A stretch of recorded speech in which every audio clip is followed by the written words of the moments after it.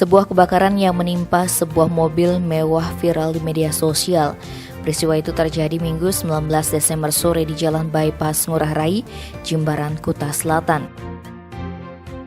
Kasalantas Polresta Denpasar Kompol Niputu Utariani mengatakan, kejadian itu bermula saat mobil sedan BMW melintas dari arah utara menuju selatan. Setibanya di tikungan sebelah timur pos zebra atau Simpang Udayana, muncul percikan api dari bagasi belakang. Melihat hal itu, pengemudi segera berbelok keluar jalan aspal. Pengemudi yang diketahui seorang wanita bernama Mutiara Fitzdityarama yang tinggal di perumahan Gading Kencana Puri Gading Jimbaran itu langsung menghentikan laju kendaraannya. Kemudian keluar dari mobil untuk menyelamatkan diri lantaran api membesar dan mengeluarkan asap hitam tebal. Kobaran api yang membumbung tinggi membuat pengendara lain dan warga sekitar geger.